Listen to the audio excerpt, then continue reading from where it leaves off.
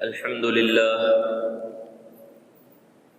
لله نحمده ونستعينه ونستغفره ونؤمن به ونتوكل عليه ونعوذ بالله من شرور أنفسنا ومن سيئات أعمالنا من يهده الله فلا مضل له ومن يضلله فلا هادي له ونشهد أن لا إله إلا الله وحده لا شريك له ونشهد أن سيدنا ومولانا محمدا عبده ورسوله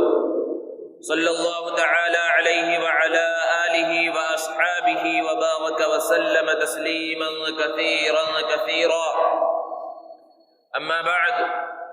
فقد قال الله تعالى في القرآن المجيد والفرقان الحميد فأعوذ بالله من الشيطان الرجيم بسم الله الرحمن الرحيم إن إبراهيم كان أمة قانتا لله حنيفا ولم يك من المشركين شاكرا لأنعمه اجتباه وهداه إلى صراط مستقيم صدق الله العظيم. معزز سامعین کرام، بزرگوں اور دوستوں، اللہ رب العزت نے قرآن مجید میں بہت سارے انبیاء کرام علیہم الصلاۃ کا تذکرہ فرمایا ہے۔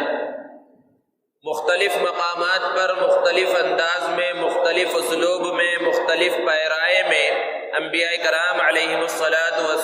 کے واقعات کو بیان کیا گیا ہے۔ ان انبیاء کرام علیہم الصلاۃ کے واقعات کے بیان کرنے کا مقصد کیا ہے؟ اللہ نے خود قرآن مجید میں بیان فرمایا وَكُلًّا نَّقُصُّ عَلَيْكَ مِنْ أَنبَاءِ الرُّسُلِ مَا نُثَبِّتُ بِهِ فُؤَادَكَ وَجَاءَكَ فِي هَٰذِهِ الْحَقُّ وَمَوْعِظَةٌ وَذِكْرَىٰ لِلْمُؤْمِنِينَ کہ نبی صلی اللہ علیہ وسلم، ہم آپ کے سامنے گزشتہ کے انبیاء کے جو واقعات بیان کر رہے ہیں، ان کا مقصد یہ ہے کہ آپ کا دل مضبوط ہو جائے تاکہ آپ کو حوصلہ افزائی ہو۔ مقصد اصل میں یہ ہے، کیونکہ نبی کریم صلی اللہ علیہ وسلم کو جب یہ ذمہ داری دی گئی اور آپ نے اس ذمہ داری کو پورا کرنا شروع کیا اور لوگوں کے پاس اس دین کا پیغام پہنچانا شروع کیا، تو وہ لوگ جو آپ کے خاندان والے تھے اور وہ لوگ جو آپ سے محبت کرتے تھے، آپ کو صادق اور امین کے لقب سے پکارا کرتے تھے، وہی لوگ آپ کے دشمن بن گئے، آپ کو طرح طرح سے ستانے لگے۔ لیکن اللہ کے رسول صلی اللہ علیہ وسلم نے اس مشن کو چھوڑا نہیں، بلکہ ہمیشہ اس فکر میں رہے کہ کس طرح لوگ ایمان کے دامن میں آ جائیں، اسلام کے دامن میں آ جائیں۔ اسی کو اللہ نے بیان فرمایا فَلَعَلَّكَ بَاخِعٌ نَفْسَكَ عَلَىٰ آثَارِهِمْ إِن لَّمْ يُؤْمِنُوا بِهَٰذَا الْحَدِيثِ أَسَفًا کہ ایسا محسوس ہوتا ہے کہ اگر یہ لوگ آپ پر ایمان نہ لائیں تو آپ اپنے آپ کو ان کے پیچھے ہلاک کر ڈالیں گے۔ اتنی فکر تھی اللہ کے رسول صلی اللہ علیہ وسلم کو۔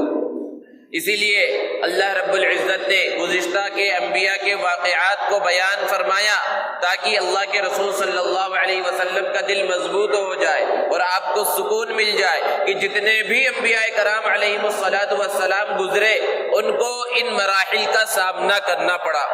ان کی قوم ان کی دشمن بن گئی، ان کو طرح طرح سے ستایا گیا، ہر نبی کو یہ دیکھنا پڑا۔ جب یہ بات اللہ کے رسول صلی اللہ علیہ وسلم کے سامنے آئی تو ظاہر سی بات ہے، جب کسی چیز کے بارے میں یہ معلوم ہو کہ پہلے بھی یہ ہوتا آ رہا ہے، پہلے کے لوگوں کو بھی ستایا گیا، پہلے کے نبیوں کو بھی اور رسولوں کو بھی ستایا گیا، تو اس سے تھوڑی آسانی ہو جاتی۔ انبیاء کرام علیہ السلام میں بڑا مقام و مرتبہ سیدنا ابراہیم علیہ السلام کا ہے۔ انہیں ابو الانبیاء کہا جاتا ہے۔ حضور اکرم صلی اللہ علیہ وسلم کے جد امجد ہے۔ آج کے اس بیان میں حضرت ابراہیم علیہ السلام کا مختصر تذکرہ کرنا مقصود ہے، اور وجہ اس کی یہ ہے کہ حج کا مہینہ چل رہا ہے اور حجاج کرام حج کے واسطے بیت اللہ شریف کی طرف سفر کرنے لگے ہیں۔ سفر کا آغاز ہو چکا ہے اور پھر کچھ دنوں کے بعد مسلمان قربانی کا فریضہ بھی انجام دیں گے، اور حضرت ابراہیم علیہ السلام کا حج کے ساتھ بھی اور قربانی کے ساتھ بھی خصوصی اور گہرا تعلق ہے۔ اس لیے مناسب معلوم ہوتا ہے کہ سیدنا ابراہیم علیہ السلام کا مختصر تذکرہ کیا جائے۔ حضرت ابراہیم علیہ السلام کا تذکرہ قرآن مجید میں 25 صورتوں میں تقریباً 67 مقامات پر آیا ہے۔ اللہ نے حضرت ابراہیم علیہ السلام کے بارے میں ارشاد فرمایا، ان ابراہیم کان امۃ قانتا للہ حنیفا ولم یک من المشرکین، کہ حضرت ابراہیم علیہ السلام تنہا ایک فرد پوری ایک جماعت کے مانند تھے اور اللہ کی اطاعت کرنے والے تھے، حنیفا اللہ کی طرف جھکنے والے تھے، اور وہ مشرکوں میں سے نہیں تھے۔ آگے اللہ نے بیان فرمایا، اجتباہ وہداہ الی صراط مستقیم، اللہ نے انہیں منتخب کیا تھا، انہیں چنا تھا اور ان کی رہنمائی کی تھی سیدھے راستے کی طرف۔ اور ایک جگہ پر اللہ رب العزت نے ارشاد فرمایا، ما کان ابراہیم یہودیا ولا نصرانیا ولکن کان حنیفا مسلما،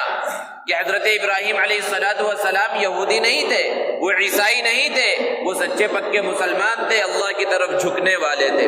حضرت ابراہیم علیہ السلام کا یہ مقام و مرتبہ اور ان کی یہ خصوصیت ہے کہ دوسرے آسمانی مذاہب والے بھی اپنی نسبت ان کی طرف کرنا فخر سمجھتے ہیں۔ یہودی جو بہت بعد میں آئے اور عیسائی جو ان کے بھی بعد میں آئے، وہ لوگ بھی کہا کرتے تھے کہ حضرت ابراہیم علیہ السلام ہمارے مذہب پر تھے۔ یہودی کہتے تھے کہ حضرت ابراہیم علیہ السلام یہودی تھے، نصرانی کہتے تھے، عیسائی کہتے تھے کہ حضرت ابراہیم علیہ السلام عیسائی تھے، نصرانی تھے۔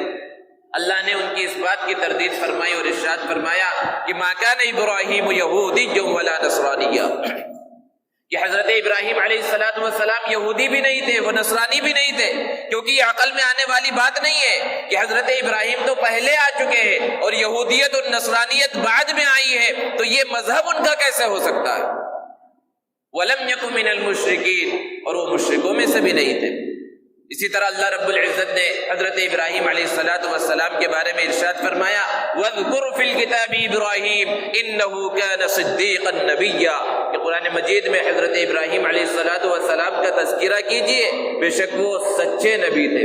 اور ایک جگہ پر فرمایا، وَلَقَدْ آتَيْنَا إِبْرَاهِيمَ رُشْدَهُ مِنْ قَبْلُ وَكُنَّا بِهِ عَالِمِينَ، کہ حضرت ابراہیم علیہ السلام کو ہم نے پہلے سے یعنی بچپن سے ہی رشد و ہدایت عطا فرمائی تھی۔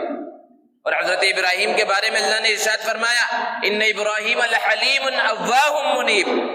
خصوصیت کے ساتھ ان کی بردباری کی صفت کو بیان فرمایا۔ کہیں فرمایا لأواہ حلیم، کہ حضرت ابراہیم علیہ السلام اللہ کی طرف جھکنے والے اور بہت ہی زیادہ بردبار تھے، بہت زیادہ نیک تھے۔ بے شمار آیات میں اللہ رب العزت نے حضرت ابراہیم علیہ السلام کا، ان کی خصوصیات کا، ان کے کمالات کا تذکرہ فرمایا ہے۔ حضرت ابراہیم علیہ السلام نے جس گھرانے کے اندر آنکھ کھولی وہ بت پرستی کا گھرانہ تھا، شرک اور کفر کا گھرانہ تھا۔ جب شعور کی عمر کو پہنچے تو دیکھا کہ ان کا باپ وہ خود اپنے ہاتھوں سے پتھروں کو تراشتا ہے، بت بناتا ہے، مورتیاں بناتا ہے اور پھر اسے بازار میں لے جا کر بیچتا ہے، خود اس کی عبادت کرتا ہے۔ تو حضرت ابراہیم علیہ السلام نے دعوت کا آغاز سب سے پہلے اپنے گھر سے کیا۔ حضرت ابراہیم علیہ السلام نے اپنے باپ کو سمجھایا، یا ابتی لم تعبد ما لا يسمع ولا يبصر ولا يغني عنك شيئا، کہ ابا جان ایسی چیز کی عبادت کیوں کر رہے ہیں جو نہ سن سکتی ہے، نہ دیکھ سکتی ہے، نہ آپ کو کوئی فائدہ پہنچا سکتی ہے، نہ آپ کو کوئی نقصان پہنچا سکتی ہے۔ یا ابتی انی قد جاءنی من العلم ما لم یأتک فاتبعنی اہدک صراطا سویا، اے بجان اللہ نے مجھے ایک خاص علم عطا فرمایا ہے جو علم آپ کے پاس نہیں ہے، آپ میری اتباع کیجئے، میں آپ کو کامیابی کے راستے کی طرف لگا دوں گا۔ آپ کے پاس دنیا کا علم ہوگا، دنیا کمانے کا علم ہوگا، سنگ تراشی کا علم ہوگا، پتھروں کو تراش کر خوبصورت مورتیاں اور بت بنانے کا علم ہوگا، لیکن وہ علم جو اللہ نے مجھے عطا فرمایا ہے وہ علم آپ کے پاس نہیں۔ بہت پیارے انداز میں، جو عربی کو تھوڑا بھی جانتے ہیں، عربی گرامر کو وہ سمجھ سکتے، یا ابتی کے اندر کتنا پیار بھرا ہے۔ بہت ہی پیارے انداز میں حضرت ابراہیم علیہ السلام نے اپنے والد کو سمجھایا، لیکن اس کا اثر جو ہونا چاہیے تھا اس کا الٹا اثر ہوا اور کہنے لگا اراغب انت عن آلہتی یا ابراہیم، کہ ابراہیم کیا تو میرے معبودوں سے پھرا ہوا ہے؟ اگر تو میرے معبودوں کی اور ان بتوں کی، ان مورتیوں کی برائی کرنے سے باز نہیں آیا تو میں تجھے پتھر مار مار کر ہلاک کر دوں گا، یا پھر تو مجھے چھوڑ کر چلا جائے، یہاں رہنے کی ضرورت نہیں ہے۔ حضرت ابراہیم علیہ السلام نے ارشاد فرمایا سلام علیک، سلام کیا اور چل دیے، اور کہا کہ میں اپنے پروردگار سے آپ کی کامیابی کے لیے اور آپ کی مغفرت کے لیے دعا کرتا رہوں گا۔ اور ایک طویل زمانے تک حضرت ابراہیم علیہ السلام اپنے والد کے واسطے، ان کی کامیابی کے واسطے، ان کی مغفرت کے واسطے دعا کرتے رہے، لیکن پھر اللہ کا حکم آ گیا کہ ما کان للنبی والذین آمنوا ان یستغفروا للمشرکین ولو کانوا اولی قربى من بعد ما تبین لهم انہم اصحاب الجحیم۔ کسی نبی کے لیے اور مسلمانوں کے لیے یہ بات درست نہیں ہے کہ کسی ایسے شخص کے واسطے مغفرت کی دعا کرے جس کے بارے میں یہ پتہ چل چکا ہو کہ وہ جہنمیوں میں سے ہے، اس کا انتقال کفر پر اور شرک پر ہو چکا ہے، اس کے لیے مغفرت کی دعا کرنا درست نہیں۔ اور اللہ نے آگے بیان فرمایا کہ ایسا نہیں ہے کہ حضرت ابراہیم علیہ السلام ہمیشہ ہی اپنے باپ کے واسطے دعا کرتے رہے۔ اللہ نے فرمایا وَمَا كَانَ اسْتِغْفَارُ إِبْرَاهِيمَ لِأَبِيهِ إِلَّا عَن مَّوْعِدَةٍ وَعَدَهَا إِيَّاهُ فَلَمَّا تَبَيَّنَ لَهُ أَنَّهُ عَدُوٌّ لِّلَّهِ تَبَرَّأَ مِنْهُ۔ کہ حضرت ابراہیم علیہ السلام ایک زمانے تک ضرور اپنے والد کی مغفرت کی دعا کرتے رہے، لیکن جب ان کے سامنے یہ بات ظاہر ہو گئی انہ عدو للہ، یہ تو اللہ کا دشمن ہے، یہ سیدھے راستے پر آنے والا اب نہیں ہے، تو دعا کرنا چھوڑ دیا۔ تو سب سے پہلے اپنے گھر سے اس کا آغاز کیا، اللہ کا پیغام پہنچایا، پھر باہر قوم کو دیکھا تو پوری کی پوری قوم بت پرستی میں، شرک اور کفر کے اندر مبتلا ہے، اور شاید اقوام عالم میں یہ پہلی قوم تھی جس کا سرکاری مذہب ہی بت پرستی تھا، اور پوری کی پوری قوم بادشاہ کے ساتھ سب بت پرستی کے اندر، شرک کے اندر مبتلا تھی۔ حضرت ابراہیم علیہ السلام نے جب گھر سے باہر قدم نکالا تو پھر اپنے باپ کو بھی مخاطب کیا ہے اور پوری قوم کو بھی مخاطب کرتے ہوئے کہا ما هذه التماثيل التي انتم لها عاكفون، ارے یہ کیا مجسمے لے کر بیٹھ گئے ہو جن کی تم عبادت کرتے ہو، ان کی کیا حیثیت ہے؟ ایک پتھر سے زیادہ ان کی کیا حیثیت ہے؟ ایک مجسمے اور ایک اسٹیچو سے زیادہ ان کی کیا حیثیت ہے؟ تو قوم کے لوگوں نے جواب دیا کہ ہم نے تو اپنے باپ دادا کو اسی طرح کرتا ہوا پایا ہے۔ تو حضرت ابراہیم علیہ السلام نے ارشاد فرمایا کہ تم اور تمہارے باپ دادا سب کے سب گمراہی کے اندر مبتلا۔ انسان کا اپنے خاندانی روایات سے بغاوت کرنا بڑا مشکل ہوتا ہے۔ بہت سے لوگوں کی گمراہی کا یہ سبب بنتا چلا آ رہا ہے کہ خاندانی روایت سے وہ بغاوت نہیں کر سکتے تھے، وہ چاہتے تھے کہ ہم سیدھے راستے کی طرف چلیں، لیکن چونکہ خاندان والے غلط راستے کی طرف چل رہے ہیں اس لیے اس سے بغاوت نہیں کر سکتے۔ بہت کم لوگ ہوتے ہیں جن پر اللہ کا خصوصی فضل ہوتا ہے، اللہ کا کرم ہوتا ہے کہ وہ غلط راستے سے، باطل عقیدوں سے، کفر و شرک کے ماحول سے بھی نکل کر آ جاتے ہیں۔ اللہ انہیں منتخب کر لیتا ہے، انہیں چن لیتا ہے، انہیں حق راستہ دکھائی دیتا ہے، تو پھر وہ سیدھے راستے کی طرف چل پڑتے ہیں۔ قوم کے لوگوں کو جب اس طرح سمجھایا تو قوم کے لوگوں نے نہ مانا اور حضرت ابراہیم علیہ السلام کو طرح طرح کی دھمکیاں دی۔ اور آج کا زمانہ بھی ایسا ہی ہے کہ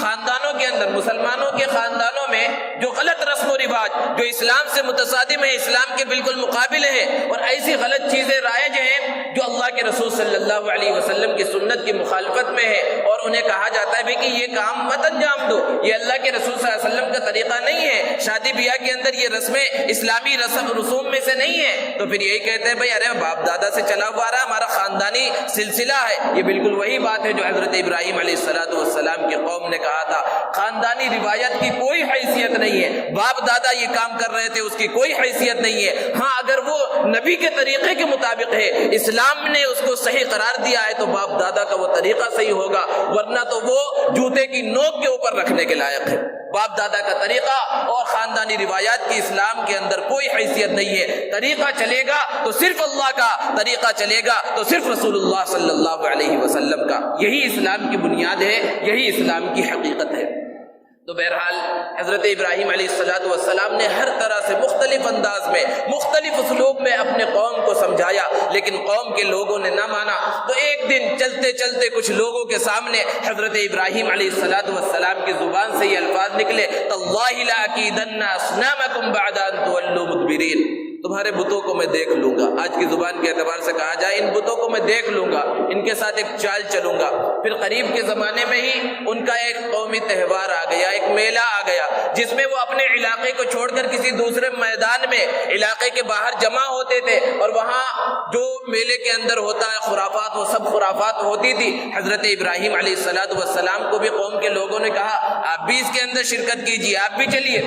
حضرت ابراہیم علیہ السلام نے آسمان کی طرف دیکھا اور کہا انی سقیم، کیونکہ وہ جو قوم تھی وہ ستاروں کی بھی عبادت کرتی تھی، چاند کی بھی پوجا کرتی تھی، نجوم پرستی کے اندر مبتلا تھی۔ تو لوگوں نے سمجھا کہ شاید انہوں نے ستارے کو دیکھا ہے اور ستارے یہ کہہ رہے ہیں کہ ان کا چلنا مناسب نہیں ہے، اس لیے یہ نہیں چلیں گے۔ تو وہ لوگ حضرت ابراہیم علیہ السلام کو چھوڑ کر چلے گئے۔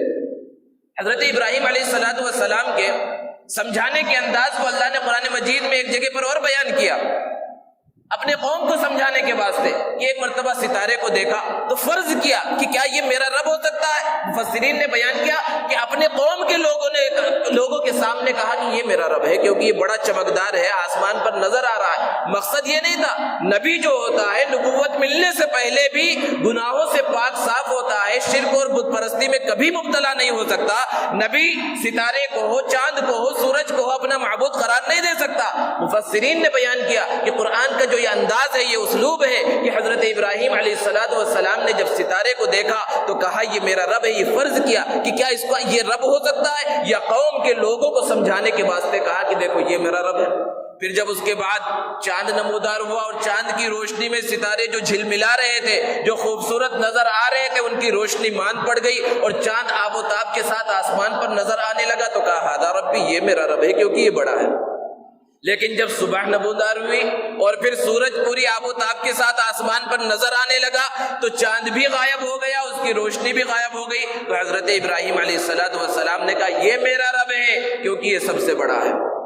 لیکن پھر جب شام ہوئی اور وہ بھی غائب ہو گیا تو پھر حضرت ابراہیم علیہ السلام نے ارشاد فرمایا انی بریء مما تشرکون، کہ دیکھو یہ چھوٹی سے چھوٹی چیز اور بڑی سے بڑی چیز جس کو تم سمجھتے ہو یہ رب نہیں ہو سکتا، میں ان سب چیزوں سے بری ہوں۔ انی وجہت وجہی للہ الذی فطر السماوات والارض حنیفا وما انا من المشرکین، میں نے تو اپنا رخ خالص اس ذات کی طرف کر لیا ہے جس نے آسمانوں کو، زمینوں کو اور ان سورج، چاند اور ستاروں سب کو پیدا کیا ہے، میں مشرکوں میں سے نہیں ہوں۔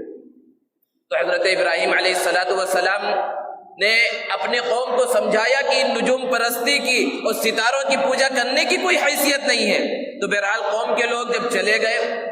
اپنے میلے کے اندر اور عبادت کا جو دن ان کا خاص ہوتا تھا وہاں چلے گئے اس عید کو منانے کے واسطے، اس تہوار کو منانے کے واسطے، تو حضرت ابراہیم علیہ السلام سب سے بڑے بت خانے میں ایک کلہاڑی لے کر پہنچے اور دیکھا کہ وہاں پر ایک سے ایک چھوٹے بڑے ہر سائز کے جو ہے معبود ان کے قول کے اور ان کی سوچ اور ان کی سمجھ کے مطابق رکھے ہوئے ہیں، کوئی چھوٹا ہے، کوئی بڑا ہے، کوئی الگ انداز کا ہے، کوئی الگ انداز کا ہے، اور پھر بیچ میں ایک سب سے بڑا جو ہے بت بھی رکھا ہوا ہے۔ قرآن میں اللہ نے بیان فرمایا کہ پہلے تو ان کو مخاطب کر کے کہا الا تاکلون، تم کھاتے کیوں نہیں؟ طرح طرح کی مٹھائیاں، کھانے، چڑھاوے ان کے سامنے رکھے ہوئے ہیں، ان کو خطاب کر کے کہا یہ سب کھاتے کیوں نہیں پیتے؟ پھر اس کے بعد جو ہے ایک لائن سے سب کو توڑنا شروع کیا، جتنے بھی بت تھے سب کو توڑ دیا، بڑے والے کو چھوڑ دیا، اور جو کلہاڑی ان کے ہاتھ میں تھی وہ اس کے گردن میں، اس کے ہاتھ میں لٹکا دیا اور واپس چلے آئے۔ جب قوم کے لوگ شام میں اپنے میلے سے، اپنے تہوار سے واپس لوٹے اور اپنے عبادت خانے کے اندر پہنچے اور بتوں کا یہ حال دیکھا تو پریشان ہو گئے اور پوچھنے لگے کس نے ہمارے معبودوں کے ساتھ یہ معاملہ کیا ہے؟ تو وہ چند لوگ جن کے سامنے کچھ زمانے پہلے حضرت ابراہیم علیہ السلام نے کہا تھا میں تمہارے معبودوں کو دیکھ لوں گا، ان کو یاد آیا کہ ہو نہ ہو یہ ابراہیم کا کام ہے، اور ان لوگوں نے کہا یہ ضرور حضرت ابراہیم علیہ السلام کا کام ہے۔ اب حضرت ابراہیم علیہ السلام کو بلایا گیا۔ حضرت ابراہیم علیہ السلام اسی موقع کے انتظار میں تھے کہ ایک دو لوگوں کے سامنے اور ان پنڈتوں کے اور بڑے لوگوں کے سامنے صرف بات نہ ہو بلکہ پوری قوم کے سامنے ان کی حقیقت کھلے، جیسے کہ حضرت موسیٰ علیہ السلام نے چاہا تھا کہ فرعون کے سامنے تو معجزات ظاہر ہو گئے تھے، عصا کا معجزہ بھی ظاہر ہو گیا تھا، ید بیضاء جو معجزہ اللہ نے عطا فرمایا تھا وہ بھی ظاہر ہو گیا تھا، لیکن حضرت موسیٰ علیہ السلام چاہتے تھے کہ یہ فرعون اور اس کی جو یہ قوم ہے جو وزراء عمراء صرف ان تک ہی بات نہ رہے، پوری قوم تک یہ بات پہنچے، اس لیے ایک تاریخ متعین کی گئی، پورے لوگوں میں اعلان کیا گیا، جادوگروں کو بلایا گیا، پھر وہاں اللہ رب العزت کے حکم سے حضرت موسیٰ علیہ السلام نے اپنا معجزہ دکھلایا تو جادوگروں نے ایمان قبول کیا۔ بالکل اسی طرح حضرت ابراہیم علیہ السلام اسی موقع کے انتظار میں تھے، ایک بڑا مجمع جمع ہو گیا، حضرت ابراہیم علیہ السلام نے جب وہاں پر لوگوں نے پوچھا انت فعلت، کہ آپ نے یہ کیا ہے، تو حضرت ابراہیم علیہ السلام نے ارشاد فرمایا بل فعلہ کبیرہم ھذا فاسألوہم ان کانوا ینطقون۔ یہ تو بظاہر ایسا نظر آ رہا ہے اس کے ہاتھ میں کلاڑی ہے، انہی کے بڑے نے کیا ہوگا، اسی سے پوچھ لو اگر یہ بول سکتا ہے۔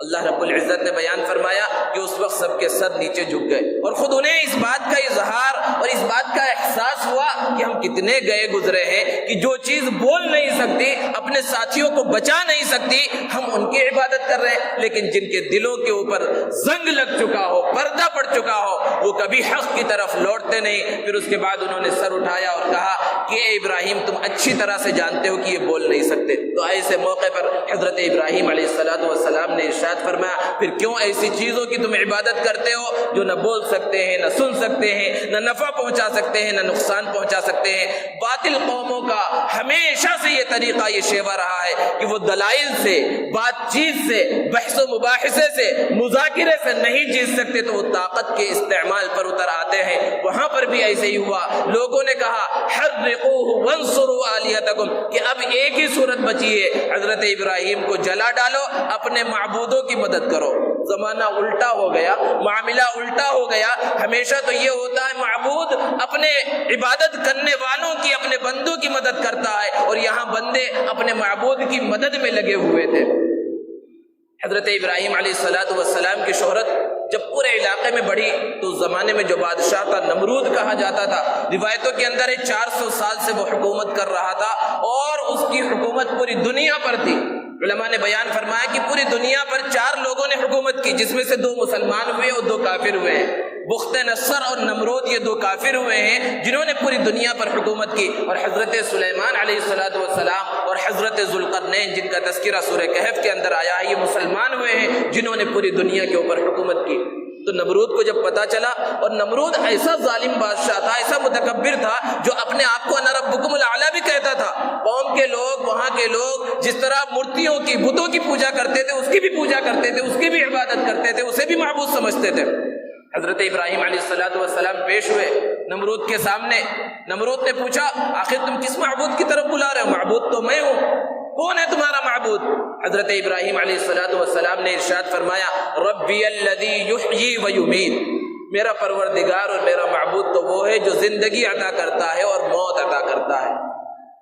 اس جاہل نے اس بات کو سمجھا نہیں، یا لوگوں کو بیوقوف بنانے کے واسطے کہا کہ موت اور زندگی تو میرے ہاتھ میں بھی ہے، اور اس نے 2 لوگوں کو بلایا۔ ایک ایسا شخص جس کے اوپر کوئی جرم نہیں تھا، اسے قتل کرا ڈالا، اور ایک ایسا شخص جس کے اوپر قتل واجب ہو چکا تھا، قتل کی سزا اور پھانسی کی سزا ہو چکی تھی، اسے آزاد کر دیا، اور کہا دیکھو میرے ہاتھ میں بھی موت ہے، میرے ہاتھ میں بھی زندگی ہے۔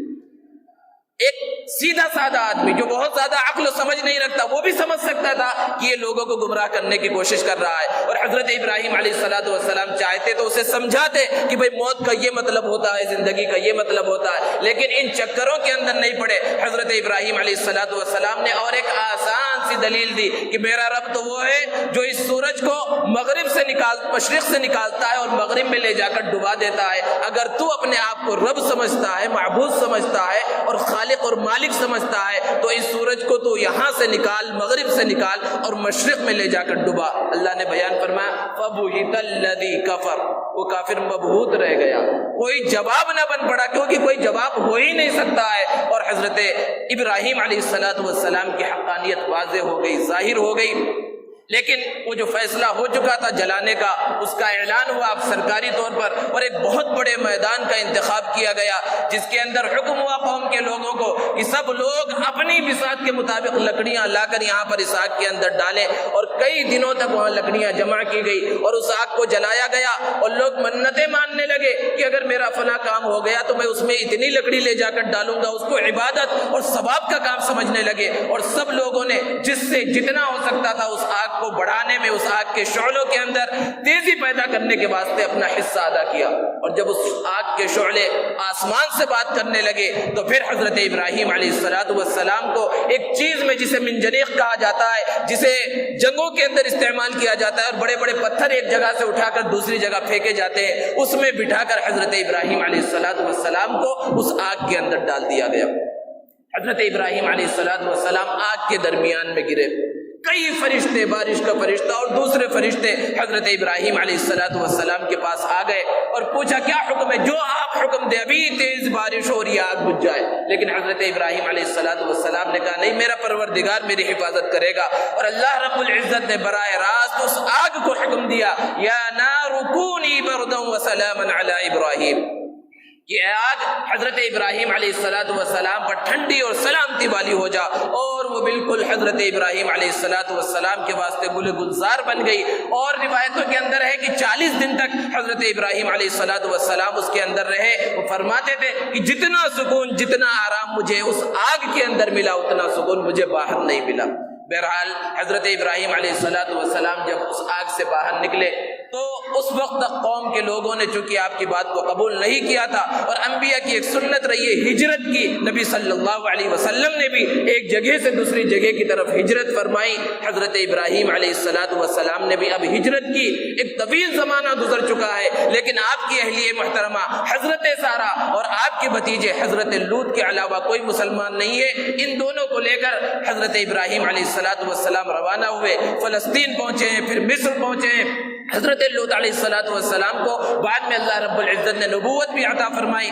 راستے میں ظالم بادشاہ کا واقعہ پیش آیا۔ وہ ظالم بادشاہ مشہور تھا اس علاقے کے اندر کہ اگر ادھر سے کوئی بھی میاں بیوی گزرتے تو انہیں پکڑ لیتا اور اس عورت کے ساتھ وہ دست درازی کرتا، لیکن اگر کوئی بھائی بہن یا دوسرے رشتہ دار گزرے تو انہیں چھوڑ دیتا تھا۔ حضرت ابراہیم علیہ السلام کو جب اس کا پتہ چلا تو حضرت سارہ سے کہا اس روئے زمین پر اگرچہ ہم آپس میں میاں بیوی ہیں، لیکن چونکہ ہم دونوں نے ہی ایمان قبول کیا ہے تو ایمانی بھائی بہن بھی ہے۔ حضرت ابراہیم نے وہاں پر کہا یہ میری بہن ہے، لیکن بادشاہ نے دست درازی کی کوشش کی، حضرت سارہ کی طرف ہاتھ بڑھایا تو اللہ رب العزت کے حکم سے اس کا ہاتھ شل ہو گیا۔ پھر اس نے سمجھا کہ یہ کوئی نیک عورت ہے، اس سے دعا کی درخواست کی کہ اگر تو میرے لیے دعا کر دے کہ میرا ہاتھ ٹھیک ہو جائے تو میں تجھے چھوڑ دوں گا۔ حضرت سارہ نے دعا کی، ہاتھ ٹھیک ہو گیا۔ اس نے کئی مرتبہ اس طرح دست درازی کی کوشش کی، پھر دعا کی درخواست کی۔ آخر میں جب اسے سمجھ میں آ گیا یہ نیک لوگ ہیں، یہ اللہ والے ہیں، تو پھر انہیں رہا کر دیا اور جاتے جاتے اپنی بیٹی حضرت ہاجرہ حضرت ابراہیم علیہ السلام کے حوالے کی، اور حضرت سارہ نے حضرت ہاجرہ کا نکاح حضرت ابراہیم علیہ السلام سے کرا دیا، اور حضرت ابراہیم علیہ السلام فلسطین پہنچے ہیں، مصر پہنچے ہیں، اور طویل عمر ہو چکی ہے حضرت ابراہیم علیہ السلام کی۔ روایتوں کے اندر ہے کہ 86 سال 86 سال حضرت ابراہیم علیہ السلام کی عمر ہے۔ اس وقت حضرت ابراہیم علیہ السلام نے اللہ رب العزت سے دعا کی، ایک بیٹے کو مانگا، اللہ رب العزت نے ایک بیٹا عطا فرمایا